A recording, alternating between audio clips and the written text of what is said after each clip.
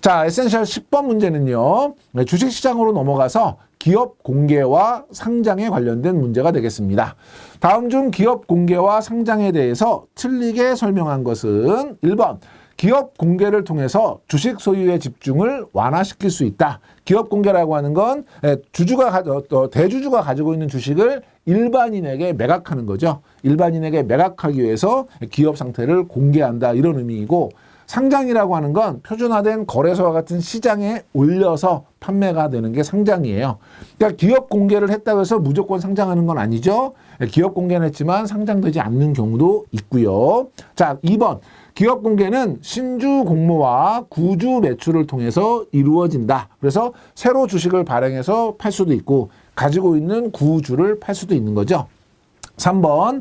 상장은 기업 단위로 이루어진다라고 했는데, 기업 공개는 기업 단위로 이루어지고요. 상장은 그 안에 보통주도 있고 우선주도 있고 개별 종목 단위로 상장을 하겠죠. 그러니까 상장은 기업 단위로, 그리고 기업 공개는 기업 단위로, 상장은 종목별로 상장한다. 구별해서 기억하시고요. 3번이 지금 정답이 될 것 같고요. 4번. 상장은 공인된 거래소에서 증권 거래가 될 수 있도록 하는 것이다. 정답은 3번이 정답이 되겠습니다. 자, 관련된 문제 한번 보겠습니다. 주식회사가 뭐냐라고 하는 문제인데, 투자자가 자본을 모아서 회사를 설립하는 거죠. 그 회사의 소유권을 나누어 가지는 형태, 그걸 우리가 이제 주식회사라고 하고, 그 소유권이 주식이 되는 것이고, 그 소유권을 가지고 있는 사람을 주주라고 표현하는 것이죠. 두 번째, 이익 배당이나 자녀재산 분배 등에서 표준이 되는 주식, 이걸 저희가 보통주라고 하고요. 이익 배당이나 자녀재산 분배를 보통주보다 먼저 받을 수 있는 주식, 이걸 저희가 우선주라고 하고요. 나중에 받아야 되는 주식, 이거를 후배주라고 하고요. 이익 배당은 먼저, 그 다음에 자녀재산 분배는 나중에 받는 주식, 이걸 우리가 혼합주라고 했죠. 주식의 구분도 다시 한번 챙겨두시고, 주식으로 조달된 자금은 무엇으로 상환할 필요가 없다. 자기 자본이 되겠죠. 이런 문제들도 잘 체크해 주시고, 함정 한번 보겠습니다. 기업 공개는 주식 발행 또는 채권 발행을 통해서 이루어진다. 기업 공개는 채권 발행은 의미하고 있지 않죠. 2번, 기업 공개란 다수의 투자자에게 주식을 분산하는 것을 말하며 기업이 발행한 증권 종목별로 이루어진다. 기업 공개는 기업 단위로, 상장은 증권 종목별로 이루어지고요. 우리나라에서는 무의결권 주식을 발행할 수 없다. 자, 의결권이 있느냐 없느냐에 따라서 의결권 주식, 무의결권 주식으로 구분하는데, 우리나라 가장 대표적인 우선주 같은 경우는 대주주들이 배당이나 자녀재산 분배를 먼저 받기 위해서 가지고 있죠. 이 우선주들은 대부분 무의결권주예요. 그렇기 때문에 발행할 수 없다가 틀렸고요. 기업 공개 과정에서 발행된 주식은 반드시 거래소에 상장되어야 한다. 상장되지 않고 장 외에서 거래되는 비상장 주식들도 많이 있죠. 반드시 상장되어야 한다. 틀렸습니다. 이런 함정들도 잘 보시고요. 11번은요. 증자와 감자에 대한 문제가 되겠습니다. 다음 중 유상증자의 종류에 해당하지 않는 것은이에요. 자, 유상증자는 가장 대표적인 게 주주들에게 배정하는 주주 배정이 있고요. 근데 주주들만 배정하게 되면 많은 배정을 할 수 없기 때문에 주주를 먼저 공모하는 주주 우선 공모가 있고요. 일반인에게 공모하는 일반 공모가 있고요. 그리고 주주도 아니고 일반인도 아닌 제3자, 가장 대표적인 것이 우리 임직원 같은 경우, 우리 사주 같은 경우 있잖아요. 이런 경우를 제3자 배정, 그리고 공모를 할 때 그 공모 기관이 만약에 금융기관이라고 하면 직접 그 업무를 수행하는 직접 공모, 이런 것들로 이제 구분할 수 있죠. 제3자 배정, 일반 공모 이런 것들은 유상증자의 종류고요. 주식 배당이 유상증자의 종류가 아니겠죠. 배당금을 주식으로 주는 건 대표적인 무상증자의 방법 중에 하나입니다. 정답은 1번이고요. 연관 문제 한번 보겠습니다. 가장 일반적인 유상증자 형태는 주주 배정이고요. 주식시장의 긍정적인 효과, 공신력을 제고할 수 있고요. 유동성을 증가시킬 수 있고요. 자금 조달을 용이하게 할 수 있다는 것이 특징이고, 배당금을 재원으로 시중에 유통되는 주식을 사서 주식수를 줄임으로써 주당 가치를 높이는 방법, 자사주 매입이라고 하는 방법이죠. 다만 우리 뭐 주식에 대한 시세 조정 같은 것들이 가능하기 때문에 규제를 하고 있고요. 다음에 함정 한번 보겠습니다. 무상증자의 경우 실질적인 재산은 증가하지만 자본금은 증가하지 않는다. 돈을 받지 않고 증자를 했더라도 자본금은 증가하죠. 그렇죠? 돈을 받지 않았으니까 실질적인 재산은 증가하지 않죠. 틀렸고요. 주식 배당은 유상증자의 가장 일반적인 형태이다. 무상증자, 돈으로 배당해야 될 거를 주식으로 주기 때문에 가장 대표적인 무상증자 형태이고요. 감자는 주로 이익잉여금이 많이 발생했을 때 실시된다. 감자를 통해서 손실을 떨어내는 거기 때문에 이익잉여금이 발생하는 것이 아니라 손실이 발생했을 때 실시가 됩니다. 이런 것도 여러분이 잘 체크해 주시고요. 자, 에센셜 12번은요. 위탁수수료와 증권거래세에 대한 문제입니다. 다음 표에 괄호 안에 들어갈 숫자는 무엇인가? 증권거래세는 비상장 주식 매매의 경우에는 괄호 %가 되겠죠. 유가증권시장에서 양도되는 주권에 대해서는 매도자에게만 부과된다는 것도 중요하고요. 매도대금의 괄호 %. 우리 비상장 주식은 0.43%. 유가증권 같은 경우는 0.23%인데 증권거래세는 0.8%, 농어촌 특별세, 우리 농특세라고 하죠. 0.15%, 합쳐서 0.23%고요. 코스닥 같은 경우에는 농특세가 없죠. 증권거래세만 0.23%, 장외 주식인 경우에는 0.1%. 같이 여러분이 퍼센트 기억해 주시면 좋을 것 같고요. 정답은 1번이 정답이 되겠습니다. 자, 연관 문제는요. 주식 매매 시 결제 방식은 우리 보통 결제는 제3영업일 결제를 보통 결제로 하고 있고요. 고객의 주문이 진실하다는 증표로 금융투자회사가 고객으로부터 징수하는 증거금, 이건 뭐예요? 위탁 증거금이 되겠죠. 예, 그래서 위탁 증거금은 금전뿐만이 아니라 유가증권으로도 납부할 수 있다는 거 같이 기억해 주시고, 함정 한번 보겠습니다. 주식의 매매 결제는 거래 성립일로부터 2영업일째 되는 날 결제가 된다. 2영업일이 아니라 3영업일이 보통 결제고요. 위탁증거금은 금전으로만 징수된다. 유가증권으로도 징수할 수 있다고 했고요. 매매 거래가 성립되었을 때 금융투자회사가 투자자로부터 받는 위탁수수료는 동일하다. 회사별로 다 각자 알아서 자율적으로 운영하고 있고요. 주식의 매매 거래 시간은 정규시장의 경우 9시부터 16시까지 거래가 이루어진다. 15시 30분까지 거래가 이루어지겠죠. 이런 함정들도 주의하시고요. 자, 우리 에센셜 13번 문제는요. 주식 매매 체결의 동시 호가에 대해서 같이 한번 살펴보도록 하겠습니다. 다음 중 주식시장에 대해서 맞게 설명한 것은 1번, 동시호가에서는 소액 투자자에게도 일정한 수량을 배분하기 위해서 주문 수량이 적은 호가부터 매매 계약을 체결한다. 주문 수량이 많은 호가부터 계약을 체결하죠. 대량 우선이고요. 2번, 주식의 매매 결제는 거래 성립일로부터 2영업일이 되는 날 결제된다. 3영업일째 결제가 되죠.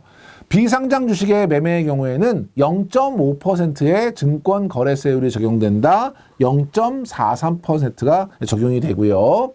동시호가에서는 시간 우선의 원칙이 적용되지 않는다. 일정 기간 호가한 거를 나중에 한꺼번에 체결하기 때문에 시간 우선은 적용되지 않죠. 가격 우선이 가장 우선이에요. 정답은 4번이 정답이 되겠습니다. 연관 문제 한번 보시겠습니다. 주식을 산 사람이 주주로서의 권리를 갖기 위해서 발행회사가 지정한 기관에서 해야 되는 절차, 만약에 주식 거래가 됐다면 명의를 바꿔서 고쳐서 써야 되겠죠. 명의 개설이라고 하는 절차가 필요하고요. 우리나라는 증권예탁원에서 명의 개설을 자동적으로 해주고 있죠. 우리나라 주식시장의 가격 제한폭은 몇 %인가? 상한 30%고요. 시간의 단일가 매매는 몇 분 단위로 매매 체결이 이루어지고 정규시장 종가 기준으로 몇 % 범위 내에서 거래가 가능하다. 몇 분이었죠? 10분. 퍼센트는요? 10%였죠. 이것도 역시 잘 기억해 주시고, 함정 한번 보겠습니다. 매매계약 체결 시 매매 체결 원칙 중에서 시간 우선의 원칙이 가장 먼저 적용된다. 가장 먼저 적용되는 건 가격 우선의 원칙이죠. 호가가 같을 때 그 다음에 시간 우선 원칙이 적용되고요. 배당은 주식 10주당 일정 금액씩 지급된다. 한 주당 지급되고요. 우리나라에서는 결산 배당만 실시하기 때문에 반기 배당은 이루어지지 않는다? 그렇지 않죠. 결산 배당만 실시하다가 최근에는 뭐 반기라든지 분기라든지 이렇게 임시적인 그런 배당들도 많이 늘어나고 있는 추세이고요. 유가증권 시장에서 주식 매매가 이루어진 경우 매수자에게 매수 금액의 0.3%를 증권거래세 등으로 원천 징수한다. 0.23%를 징수하죠. 거기다가 매수자가 아니라 매도자에게 징수합니다. 이런 함정들도 다시 한번 체크해 두시기 바랍니다. 자, 에센셜 14번 문제는요. 매매거래 중단돼도 우리 서킷 브레이커스죠. 프로그램 매매 호가 효력 일시정지 제도, 우리 사이드카 제도에 관련된 문제입니다.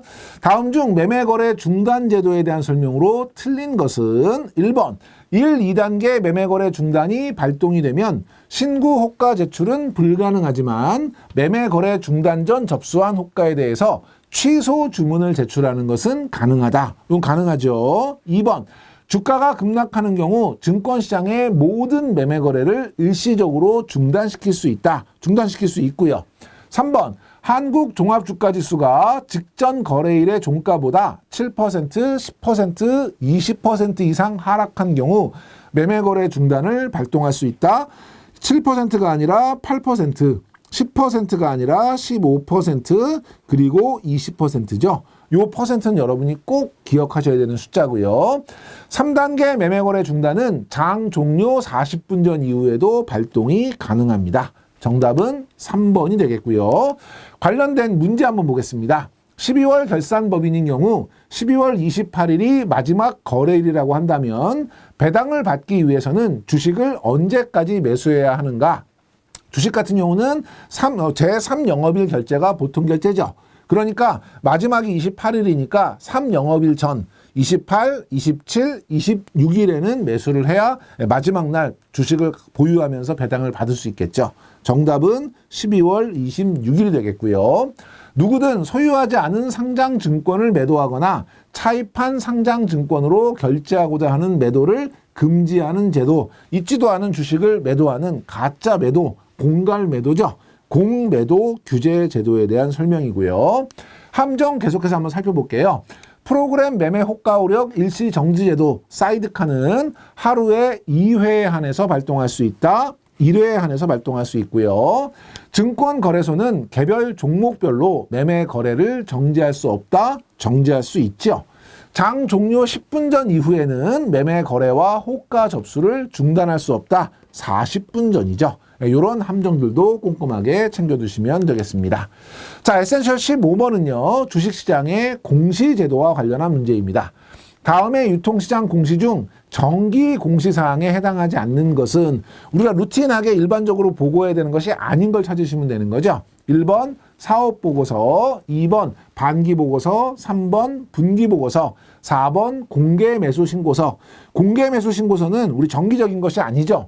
우리 시장조성이나 안정조작하기 위한 기타 공시 내용에 해당되는 부분이고, 시장조성이나 안정조작 같은 경우는 상장 같은 거 할 때 공개적으로 합법적으로 하는 시세 조정 행위예요.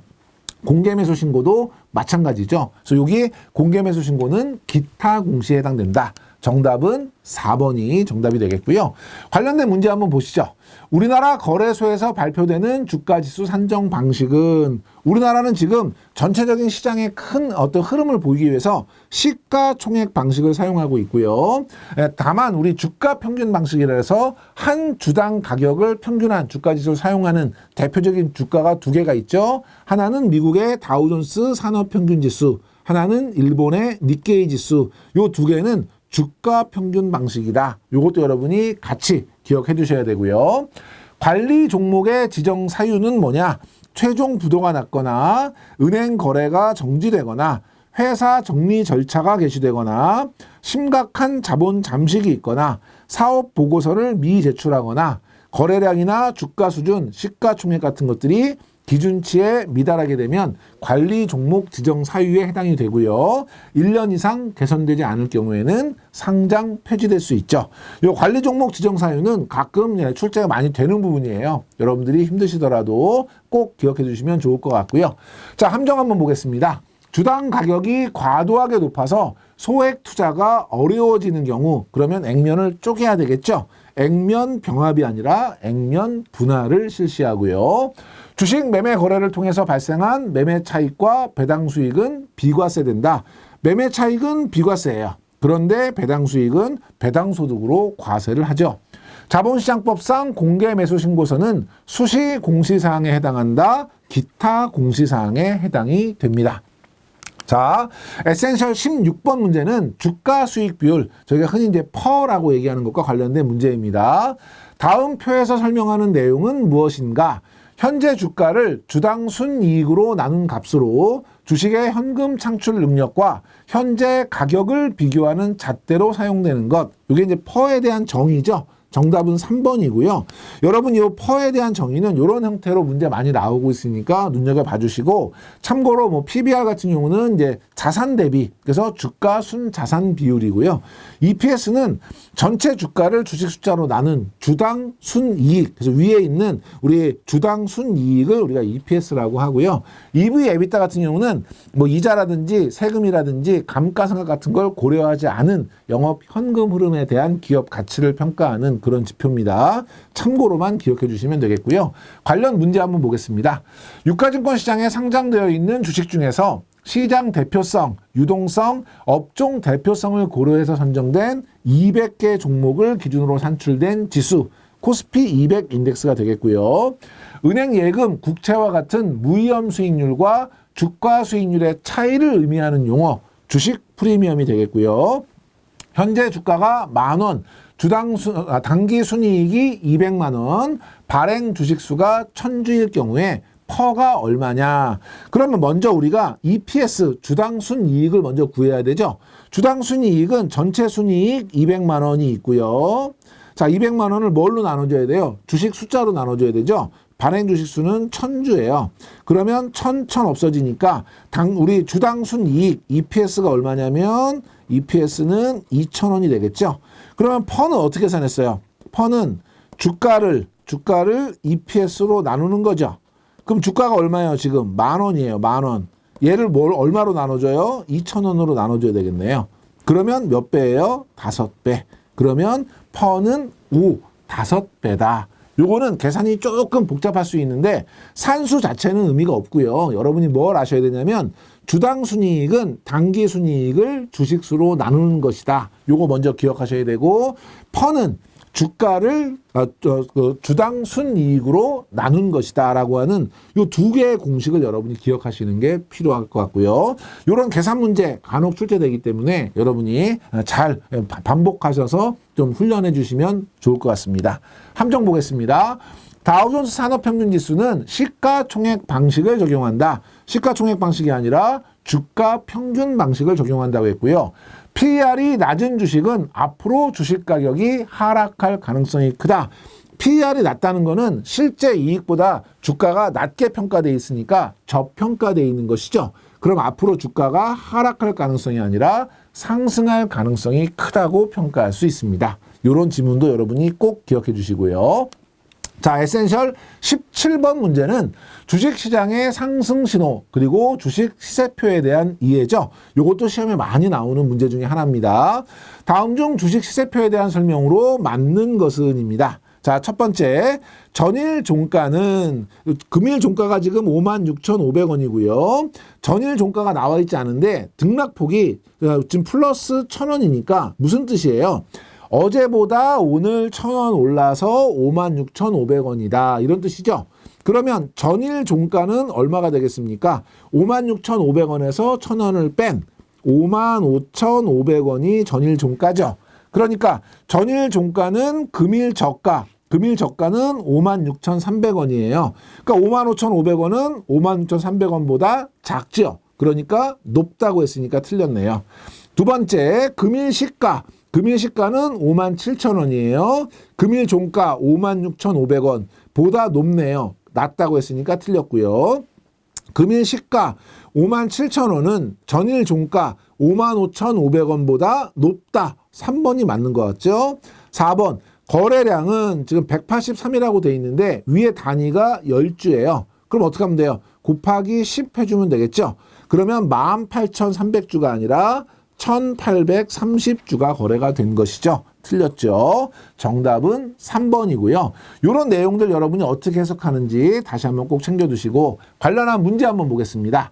주식의 5가지 상승 신호는 첫 번째, 고객 예탁금이 증가했다. 그러면 고객들이 매도하고 그 예탁금을 찾아가는 게 아니라 그냥 놔뒀다는 얘기잖아요. 왜 놔두는 거예요? 앞으로 주가가 올라갈 걸로 보고 다시 거래하기 위해서 놔뒀다라고 보는 거고, 외국인의 매수 증가, 우리나라의 수출 증가, 경기 선행지수의 상승, 수출 증가와 경기 선행지수 상승은 앞으로 우리나라 경제가 좋아진다는 것이고 결국 기업의 매출, 기업의 영업이익이 늘어날 걸로 본다는 거고 주가에 반영돼서 주가가 상승하는 신호인 거죠. 기업 경기 실사지수의 상승, 이것도 마찬가지고요. 기업 경기 실사지수는 기업가들에게 물어보는 거죠. 가운데가 100이에요. 0에서 200 사이의 값이 나오고요. 100 이상이면 경기가 좋아질 것으로, 100 이하면 경기가 안 좋아질 것으로 저희가 분석할 수 있죠. 기업가들의 경기에 대한 판단, 투자 확대, 장래 전망 등을 설문을 통해서 조사한 것, 중요한 경기 예측 지표로 사용되는 거, 기업 경기 실사지수, 비즈니스 서베이 인덱스, BSI라고 하죠. 얘는 어떻게 계산하죠? 긍정적으로 대답한 사람 마이너스, 부정적으로 대답한 사람 나누기 전체 응답자 곱하기 100 하면 얘는 뭐예요? 결과적으로 퍼센트가 나오는데 뒤에다가 100을 더해주죠. 모두 다 부정적이다. 0 나오는 거고요. 모두 다 긍정적이다. 200 나오는 거예요. 그래서 기준값이 얼마라 그랬죠? 100. 그래서 중간값인 100 이상이냐 이하냐로 평가한다. 이것도 100 중심으로 한다는 거 자주 나옵니다. 여러분 기억해 주시고요. 자, 연관 함정 보겠습니다. 해외 경기가 변동해도 국내 주가에 미치는 영향은 미미한 수준이다. 최근에는 동조화 현상이 심해지고 있죠. 그래서 미미한 수준이 아니라 아주 급격하게 국내 주가에 영향을 미친다. 그래서 해외 주가가 국내 주가에 많은 영향을 미친다. 이렇게 표현하는 게 맞는 거고요. 기업 경기 실사지수가 50 이상이면 경기 상승 가능성이 높다고 판단한다. 이 기준점이 50이 아니고 얼마라 그랬죠? 100. 이것도 기억해 주시고, 주요 경기 선행지수에는 기계류 내수 출하지수, 소비자 기대지수, 국내 수출 출하지수가 있다. 기계류 내수 출하하고 소비자 기대지수는 맞지만 국내 수출 출하지수는 동행지수에 해당되는 거죠. 그래서 주요 경기 선행지수 7가지가 있는데 7가지는 여러분이 꼭 기억하셔야 되고, 그중에서도 구직 비율이라든지 아니면 종합 주가지수라든지 장단기 금리 차라든지 중요한 지표들은 반드시 여러분이 체크해 보시기 바랍니다.